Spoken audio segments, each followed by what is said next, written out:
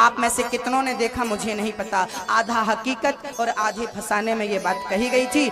उस न्यूज में ये बताया गया कि 20 साल से छत्तीसगढ़ में एक संत बैठे हैं, 20 साल से एक ही जगह पर बैठे हैं, ना अभी तक पानी पिया ना भोजन किया। विज्ञान के सामने चुनौती खड़ी हो गई कि 20 साल से बिना खाए पिए कोई जिंदा कैसे रह सकता है।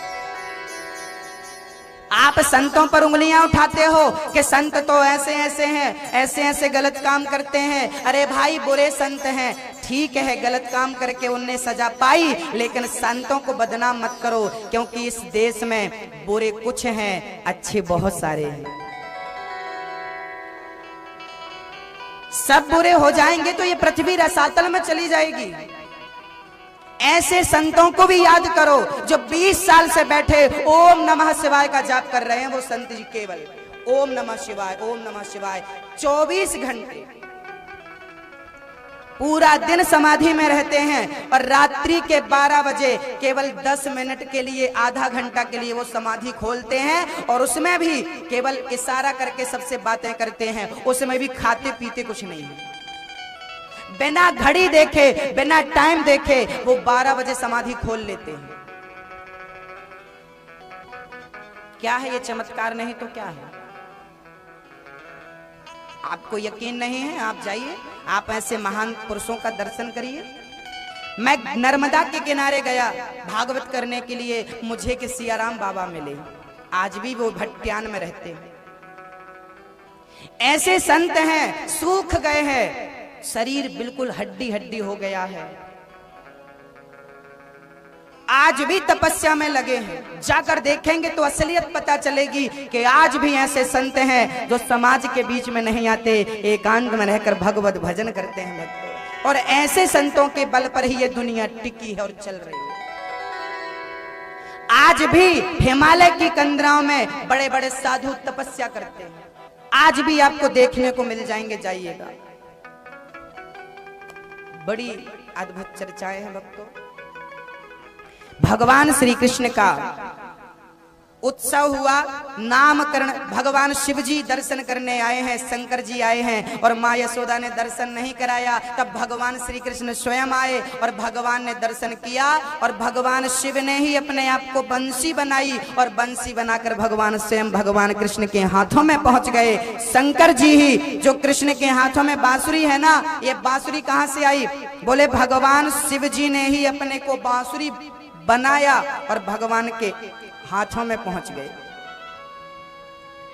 स्वयं भगवान शिव ही बंसी के रूप में भगवान की सेवा करते हैं, और बड़े प्रेम से भगवान दिव्य लीलाओं को करते हुए आज भगवान श्री कृष्ण आज यमुना के तट पर गए हैं और मिट्टी उठाकर खाए हैं। माँ ने बोला मुंह खोल, मुंह खोला तो पूरा संसार भगवान के मुंह में नजर आया। माँ बोली तूने मिट्टी खाई है? मैया मैंने माटी ना खाई। मुंह खोल, मुंह खोला तो संसार नजर आया। मैया बोली राम राम, ये तो भगवान है। थोड़ी देर बाद भगवान ने अपना मुंह खोला, बोले मैया मेरे मुंह में कुछ नहीं है, तूने कोई सपना देखा है? मैया बोली राम राम, मैंने कोई सपना ही देखा। उठाया, लाला को लेकर चली गई। यहाँ एक प्रश्न खड़ा हुआ कि भगवान ने माँ को पहले तो अपने मुंह में सृष्टि दिखाई और तुरंत फिर विस्मरण कर दी। अरे विस्मरण ही करना था तो दिखाया क्यों? तब भगवान ने कहा कि यदि आगे जो मैं लीला करूंगा, बाल लीला, माखन चोरी लीला, चीर हरण की लीला, तो लोगों को डाउट होगा ये कैसा भगवान है, माखन चोरी करके खाता है, ये कैसा भगवान है। लोग भगवान पर डाउट ना करें, क्योंकि भगवान साधारण लीला करने वाले हैं। इसलिए मुंह में पहले भगवान ने सृष्टि दिखा दी कि दुनिया वालों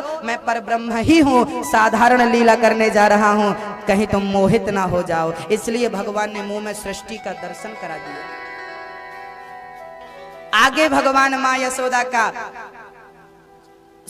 माँ यशोदा के वस्त्र को पकड़ते हैं। माँ दधी मंथन कर रही थी और उसी समय भगवान ने माँ का आंचल पकड़ लिया, माँ की धोती पकड़ ली, वस्त्र पकड़ लिया। माँ मुझे भूख लगी है। माँ ने कहा लाला भूख लगी है, चल अभी। माँ ने तुरंत लाला को दूध पिलाया। उसी समय चूल्हे पर चढ़ा दूध उफनने लगा। माँ यशोदा लाला को छोड़ करके दूध उतारने गई। तब भगवान ने घर की सारी मटकी तोड़ी और वहां से भगवान ने एक संगठन बनाया, बाल गोपाल चौर विद्या प्रचार मंडल, और माखन चोरी मटकी फोड़ लीला चालू कर दी, माखन चोरी बाल लीला चालू कर दी। बोलिए भक्त वत्सल भगवान की जय हो।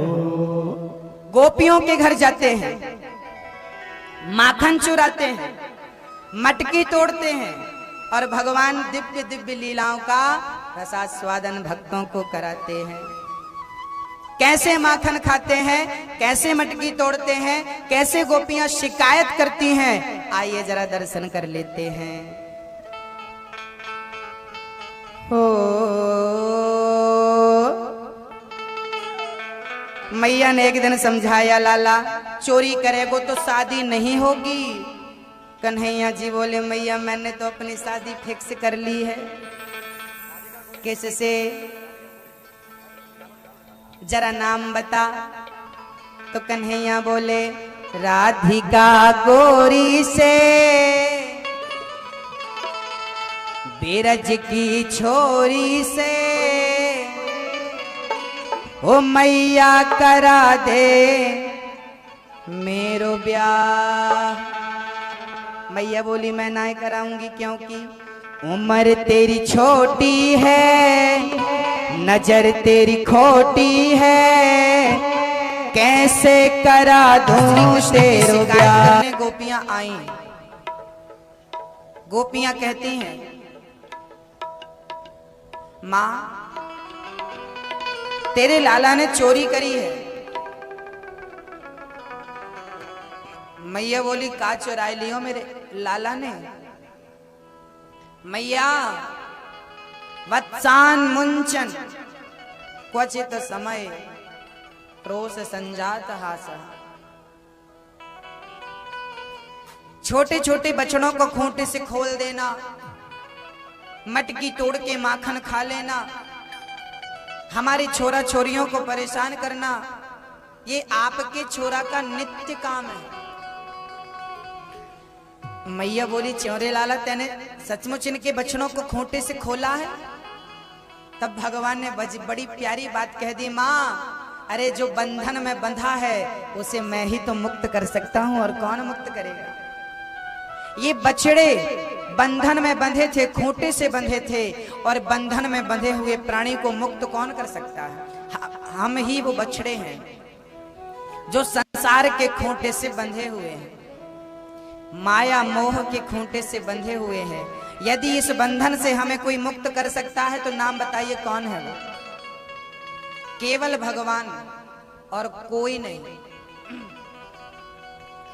आपकी भक्ति आप जब करती हो ना तो उसका फल क्यों नहीं मिलता जानती हो मैया?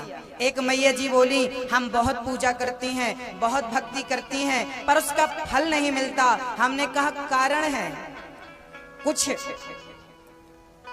एक बार क्या हुआ, कुछ भंगेड़ियों ने भांग पी ली और भांग के नशे पर उनका गांव यमुना के उस पार था, तो भांग के नशे में वो जाकर नाव में बैठ गए और रात भर नाव चलाई। सुबह तक उनकी भांग का नशा उतरा, उन्हें लगा कि नाव तो बहुत दूर आ गई होगी। अब जब नशा उतरा तो ध्यान से देखा तो वो जहां बैठे थे वहीं है। अरे तो रात भर नाव चलाई, उसका क्या? नाव तो वही है। बोले, नाव तो आपने रात भर चलाई, लेकिन नाव खूंटे से बंधी थी, आपने खोली नहीं, और ऐसे ही नाव को रात भर चलाते रहे। तो बताइए मंजिल मिलेगी? कभी मंजिल मिलेगी? जब तक नाव को खोला ना जाए खूंटे से, ऐसे ही कितनी भी पूजा कर लो, कितने भी पाठ कर लो, लेकिन मन को जब तक संसार के खूंटे से खोलोगे नहीं, तब तक मन भगवान के चरणों में कैसे लगेगा, और तब तक ईश्वर की प्राप्ति कैसे संभव है? जब तक मन को संसार के खूंटे से आप नहीं खोलते, तब तक आपको परमात्मा की प्राप्ति हो ही नहीं सकती। कितना भी चलो, एक बैल सुबह का चला, शाम तक चलता ही रहा, लेकिन वो पहुंचा कहीं नहीं। बताओ कैसा बैल रहा होगा? सुबह का चला बैल, शाम तक चला, पूरा दिन चला, लेकिन वो वहीं खड़ा है जहां से चला था। कैसा बैल था?